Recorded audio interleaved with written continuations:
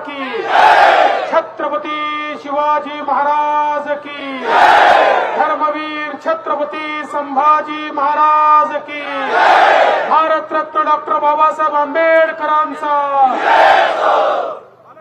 या ठिकाणी सर्वप्रथम हिंदवी स्वराज्याचे सरसंस्थापक छत्रपती शिवरायांना मानाचा मुजरा करतो। भारतीय राज्यघटनेचे शिल्पकार भारतरत्न डॉक्टर बाबासाहेब आंबेडकर यांना मानवंदना अर्पित करतो। ज्या स्थानावर आपण आहोत त्या ठिकाणी आमच्या सोलापूरकरांचं स्वातंत्र्य मिळवण्याकरता ज्यांनी हौतात्म्य दिलं अशा चारही हुतात्म्यांना वंदन करतो आणि राजमाता अहिल्यादेवी होळकर यांना देखील मानवंदना अर्पित करतो।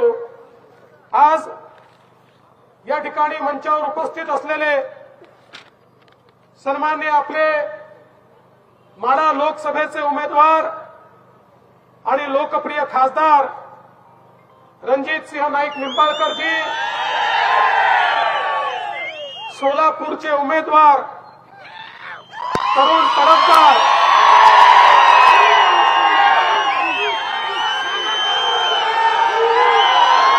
गरीबाचं पोट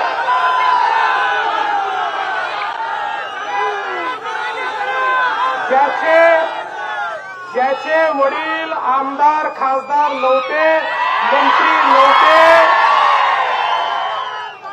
ऊसतोड कामगाराचा पोरगा असलेला पण लोकप्रिय आमदार रामभाऊ सातपुते,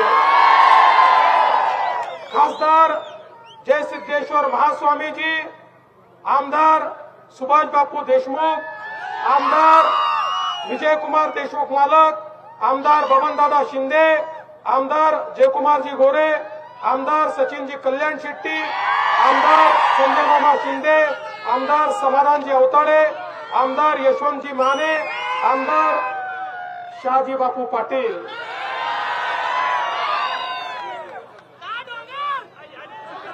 काय झाडी काय डोंगर। या ठिकाणी उपस्थित माननीय राजन पाटील मालक, प्रशांत परिचारक मालक, दीपक आबा साळुंके, रश्मिताई बागल, विक्रमजी देशमुख, नरेंद्रजी काळे, साजीव पवार, चेतन केदार, किशोर देशपांडे, खरं म्हणजे विष्णुभाऊ कसबे, खरं तर मंचावर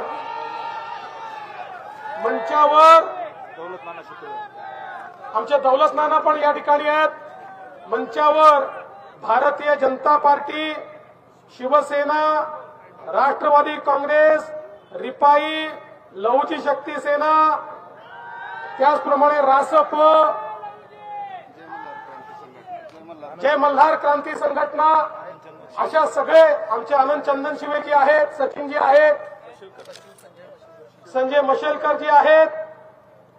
काहींची नावं सुटली असतील तर त्यांनी मला माफ करावं, ही माझी चूक नाही आहे, माझ्या पीएची चूक आहे, त्यांनी अर्धेच नावं ठेवले। आता ढोबळे सर या ठिकाणी आहेत, आपले माजी मंत्री, त्यामुळे कोणाची नावं सुटली असतील तर त्यांची या ठिकाणी क्षमा मागतो। आणि आज या मंचावर उपस्थित असलेले सर्व मान्यवर आणि एवढ्या मोठ्या संख्येने या ठिकाणी उपस्थित असलेल्या माझ्या सर्व भगिनी आणि बंधूंनो, भर उन्हामध्ये मला लांब भाषण याकरताच द्यायचं नाहीये। आपली संस्कृती नाही, कार्यकर्ते उन्हात आणि नेते सावलीत, ही आपली संस्कृती नाही। पण आपल्याला उंचावर उभं राहून भाषण द्यायचं असल्यामुळे आम्ही थोडे सावलीत आहोत, पण काही हरकत नाही। अरे महायुतीचे कार्यकर्ते आहेत, हे उन्हाची पर्वा करणारे कार्यकर्ते नाही आहेत। बंधू भगिनींनो, ही निवडणूक, काही लोकांना वाटतं की निवडणूक ही निंबाळकर विरुद्ध मोहिते आहे, काहींना वाटतं ही राम सातपुते विरुद्ध शिंदे आहे। ही निवडणूक ही यांची नाही, ही निवडणूक केवळ माननीय नरेंद्र मोदीजी विरुद्ध राहुल गांधी अशा प्रकारची निवडणूक आहे। ही ग्रामपंचायतची निवडणूक नाही, ही जिल्हा परिषदेची निवडणूक नाही, महानगरपालिकेची निवडणूक नाही, विधानसभेची निवडणूक नाही, ही निवडणूक भारताचा नेता निवडण्याची निवडणूक आहे, देशाचा प्रधानमंत्री निवडण्याची निवडणूक आहे. या ठिकाणी केवळ दोनच पर्याय आहे. एक पर्याय विश्वगौरव विकास पुरुष माननीय नरेंद्र मोदीजी आहेत. मोदीजींच्या नेतृत्वामध्ये आपली महायुती आहे, एनडीए आहे. आणि दुसरीकडे दुसरा पर्याय हा राहुल गांधी आहेत, ज्यांच्या अंतर्गत 26 पक्ष या ठिकाणी आहेत. बंधू भगिनींनो, मोदीजी आपल्या विकासाच्या गाडीचं इंजिन आहे, पॉवरफुल इंजिन आहे, पॉवरफुल. आणि याच्यामध्ये एनडीएचे डबे लागले आहेत. आमचे एकनाथराव शिंदेजींची शिवसेना आहे, या ठिकाणी आमच्या अजित पवारांची राष्ट्रवादी आहे, आमच्या आठवले साहेबांची रिपाई आहे आणि सगळे आपले महायुतीचे घटक हे या ठिकाणी डब्यांच्या रूपानं आहेत. आणि आपली गाडी कशी आहे? आपल्या गाडीमध्ये दीन दलित गोर गरीब आदिवासी शेतकरी शेतमजूर महिला अल्पसंख्याक ओबीसी प्रत्येकाला बसण्याची जागा आहे. दुसरीकडे गाडी कशी आहे? राहुल गांधींची गाडी. त्या गाडीमध्ये राहुल गांधी म्हणतात मी इंजिन आहे, शरद पवार म्हणतात मी इंजिन आहे, उद्धव ठाकरे म्हणतात मी इंजिन आहे, लालू प्रसाद म्हणतात मी इंजिन आहे, त्या ठिकाणी ममता बॅनर्जी म्हणते मी इंजिन आहे, स्टॅलिन म्हणतो मी इंजिन आहे. तिथे डब्बे नाही, सगळे स्वतःला इंजिनच म्हणतात. आता मला सांगा, इंजिन मध्ये बसायला सामान्य माणसाला जागा असते का? इंजिन मध्ये फक्त ड्रायव्हर बसतो. आणि यांच्या बाबतीत केवळ ड्रायव्हर नाही तर यांचा परिवार त्या ठिकाणी बसतो. आता शिंदे साहेबाला इंजिन दिलं तर ते तुम्हाला थोडी बसवणार आहे, ते प्रणितीताईलाच बसवणार आहे. त्यामुळे यांचं इंजिन असं आहे की ज्या इंजिन मध्ये बसायला जागा देखील नाहीये. आणि म्हणून बंधू भगिनींनो, ही साधी निवडणूक नाही. हे जे उमेदवार तुम्हाला दिसत आहेत दोन्ही सक्षम उमेदवार आहेत, पण या दोन्ही उमेदवारांच्या कमळाचं बटन दाबलं की वोट कोणाला मिळतं? कोणाला मिळतं? कोणाला मिळतं? आणि प्रणितीताईचं किंवा मोहितेंचं कुठलं ते काय त्यांचे टिप्पणी नाही तुतारी, त्याचं मला सांगा, त्यांचं बटन दाबलं तर वोट कोणाला मिळतं? कोणाला? कोणाला? राहुल गांधी. ते त्यांचं घरचं नाव आहे बाबा, ते राहुल गांधी. आता मला सांगा, कोणाला मत दिलं पाहिजे? कोणाला दिलं पाहिजे? सोलापूरकर इतके हुशार लोक, काय सांगण्याची गरज आहे? सगळ्यांना माहिती आहे देशाचा विकास केवळ आणि केवळ मोदीजी करू शकतात. या ठिकाणी ही निवडणूक मोदीजींना देशाचं तिसऱ्यांदा प्रधानमंत्री करण्याची निवडणूक आहे आणि त्याकरता आपण सगळे एकत्रित आलो. बंधू भगिनींनो, केवळ 10 वर्षामध्ये माननीय मोदीजींनी 25 कोटी लोकांना गरिबी रेषेच्या बाहेर काढलं. 25 कोटी लोक जगाच्या पाठीवर. अर्थतज्ञ म्हणतात हा मोदींचा काय चमत्कार आहे की 25 कोटी लोक गरिबी रेषेच्या बाहेर आले. केवळ 10 वर्षामध्ये 20 कोटी लोक जे झोपडीमध्ये राहायचे ते आज पक्क्या घरात राहतायत. मोदीजींनी त्यांना घर दिलेलं आहे. 50 कोटी लोक ज्यांच्या घरी शौचालय नव्हतं आज त्यांच्या घरी शौचालय आहे मोदी साहेबांमुळे. 55 कोटी लोक ज्यांच्या घरी आया बहिणी चुली फुकून फुकून त्या ठिकाणी स्वयंपाक करायच्या त्यांच्या घरी गॅस आहे. मोदी साहेबांनी त्या ठिकाणी उज्ज्वलाच्या योजनेतनं दिला. 60 कोटी लोक ज्यांच्या घरच्या माता भगिनींना त्या ठिकाणी हंडा घेऊन विहिरीवर जावं लागायचं, नदीवर जावं लागायचं. आज त्यांच्या घरी शुद्ध पिण्याचं पाणी पोचलं ते मोदीजींमुळे. हे 60 कोटी लोक जे 70 वर्ष हंडा घेऊन फिरत होते त्यांच्या घरी गेल्या 10 वर्षामध्ये मोदीजींनी पिण्याचं पाणी पोहोचवलं. 55 कोटी लोक ज्यांना कुठलंही त्या ठिकाणी सुविधा नव्हती, आयुष्यमान भारतच्या माध्यमातून मोदीजींनी त्यांना 5 लाखापर्यंत सगळा इलाज मोफत दिला. आज आम्ही गावोगावी जातात, म्हातारे लोक भेटतात. एका म्हाताऱ्याने मला सांगितलं, साहेब 3 लाख रुपये ऑपरेशन लागत होते, घरचे सगळे बसलो, विचार केला अजून 5-7 वर्ष जगायचं आहे, कशाला ऑपरेशन करायचं, त्यापेक्षा मेलेलं बरं. पण मोदीजींची आयुष्यमान भारत योजना आली, 3 लाखाचं ऑपरेशन मोफत झालं. आता 10 वर्ष मला काही होत नाही. हे त्या म्हाताऱ्याचे वाक्य ऐकल्यानंतर माझ्या लक्षात आलं की ज्याचा आशीर्वाद मोदीजींना आहे, मोदीजी का बाल भी कोई बाका नहीं कर सकता. बंधू भगिनींनो, तुम्ही बघा, आज मोदीजींनी शेतकऱ्यांकरता किसान सन्मान योजना आणली, पीक विम्याची योजना आणली, इरिगेशनच्या योजना आणल्या, आमच्या शेतकऱ्यांकरता नॅनो युरिया सारखी योजना आणली, आमच्या शेतकऱ्यांकरता MSP वाढवत त्या ठिकाणी जवळपास दुपटीपर्यंत पोहोचवलं. आणि त्याच वेळी आमच्या शेतमजुरांना देखील संरक्षण देण्याचं काम हे त्या ठिकाणी माननीय मोदीजींनी केलं. आता काही लोक या सोलापूरमध्ये काँग्रेसला समर्थन देत आहेत. माझी तक्रार नाही आहे, पण त्यांना विचारा, ते देखील दुसऱ्या पक्षात असताना आमच्याकडे आणि मोदीजींकडे आले. आम्ही पाहिलं नाही तुम्ही कुठल्या पक्षाचे आहे. 30,000 घरं या ठिकाणी आम्ही तयार करून दिली. आणि मी त्यांना सांगू इच्छितो, त्यांनी कोणालाही समर्थन दिलं तरी जनता ऐकणार नाहीये. जनतेला माहितीये घर कोणामुळे मिळालंय, त्यामुळे ते आपल्यालाच मतदान करणार आहेत. बंधू भगिनींनो, आज आपण बघा, आमच्या 12 बलुतेदारांकरता विश्वकर्मा सारखी योजना मोदीजींनी आणली. आमच्या मायक्रो ओबीसी करता विश्वकर्मा सारखी योजना आणली. आणि या योजनेच्या माध्यमातून 30,000 कोटी रुपये मोदीजींनी त्या ठिकाणी आमच्या या सर्व विश्वकर्मांना त्यांच्या विकासाकरता, त्यांचा पारंपरिक व्यवसाय वाढवण्याकरता, पारंपरिक व्यवसायात आधुनिकता आणण्याकरता दिली. त्यांच्या पुढच्या पिढ्या कल्याण झालं पाहिजे हा विश्वास मोदीजींनी या ठिकाणी करून दाखवला. आज आमच्या अनुसूचित जातीच्या तरुणांना मोदीजींनी स्टँडअप सारखी योजना आणली. आणि सगळ्या बँकांना सांगितलं, प्रत्येक बँकेच्या प्रत्येक ब्रांच मधनं जर अनुसूचित जातीच्या तरुणाला त्या ठिकाणी लोन मिळालं नाही तर बँकेचा लायसन्स मी रद्द करून टाकेन. आज अनुसूचित जातीचे हजारो तरुण हे उद्योजक करण्याचं काम माननीय मोदीजींच्या माध्यमातून झालेलं आपण सगळ्यांनी बघितलं. आदिवासी समाजाकरता 24,000 कोटी रुपयाची योजना मोदीजींनी आणली. माझ्या माता भगिनींकरता 80 लाख बचत गट तयार करून 8 लाख कोटी रुपये मोदीजींनी त्या ठिकाणी दिले.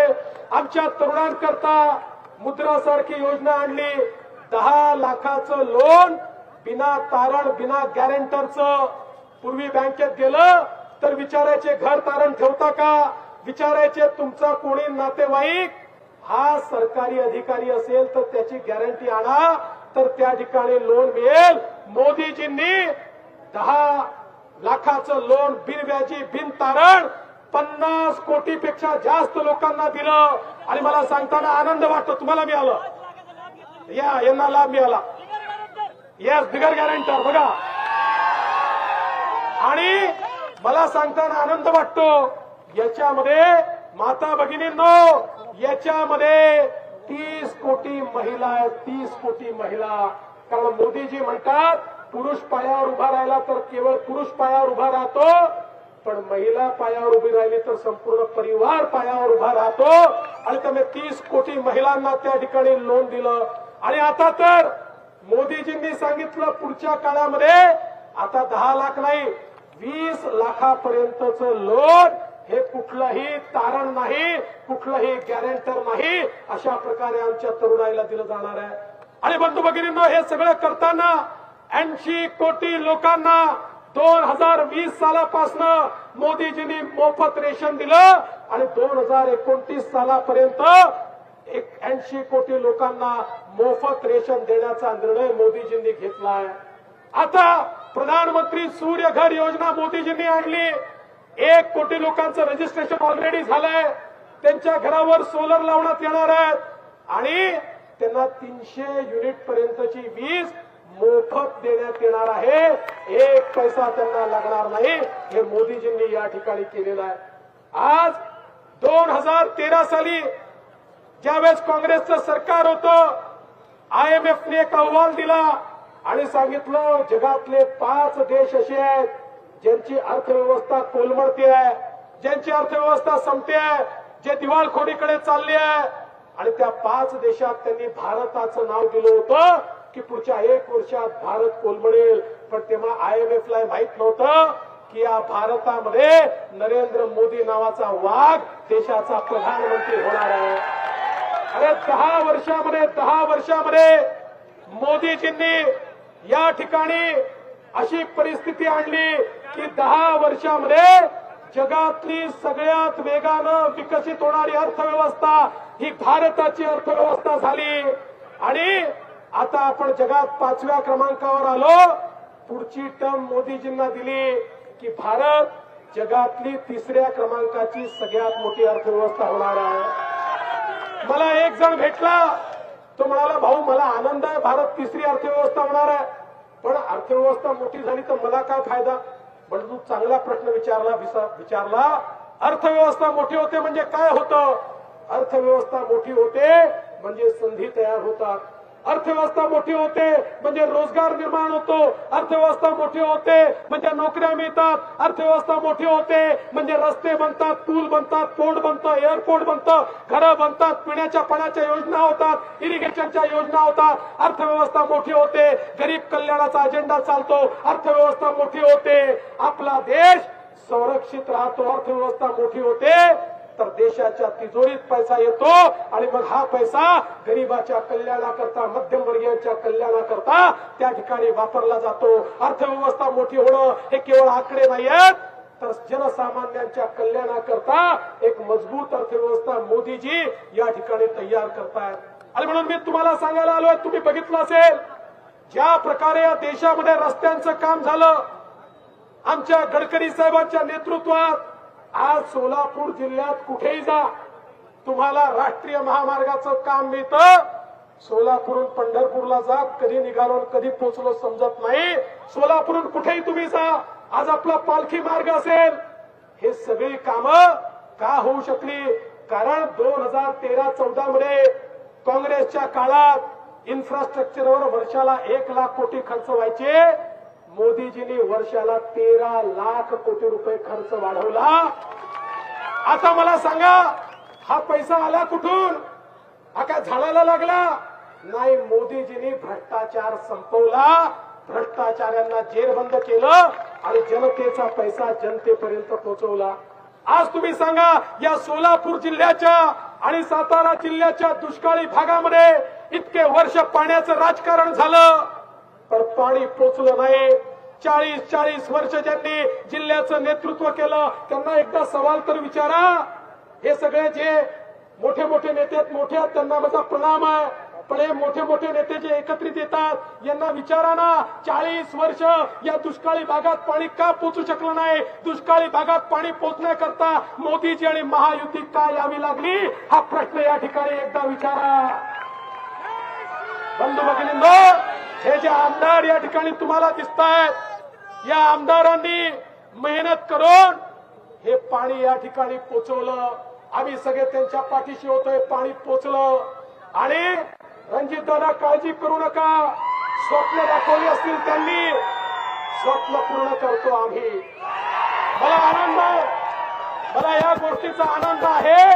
आमचे गणपतराव देशमुखांसारखे ज्येष्ठ नेते ज्यांचा मी सर्वाधिक आदर करतो, आमच्या गणपतरावांनी वर्षानुवर्ष संघर्ष केला पाण्याकरता. पण तो संघर्ष काँग्रेसच्या काळात पूर्ण होऊ शकला नाही. शहाजी बापू, आपल्या लक्षात असेल या ठिकाणी हा संघर्ष महायुतीचं सरकार आल्यानंतर पूर्ण झाला.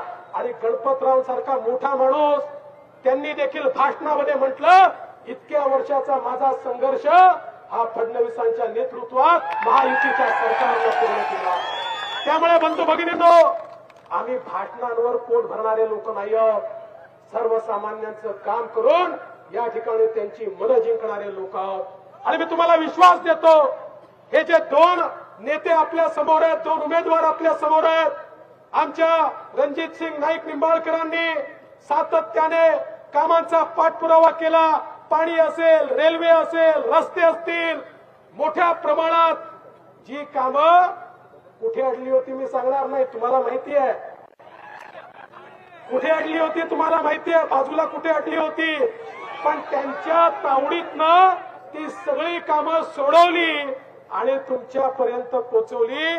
आणि आता या ठिकाणी आमचे रामभाऊ सातपुते, रामभाऊ हा लढणारा आहे, रडणारा नाही आहे, हा लढणारा आहे. आणि रामभाऊचं नेतृत्व हे गरिबीतनं तयार झालाय, हे नेतृत्व संघर्षातनं तयार झालाय. सोन्याचा चमचा घेऊन पैदा झालेला राम सातपुते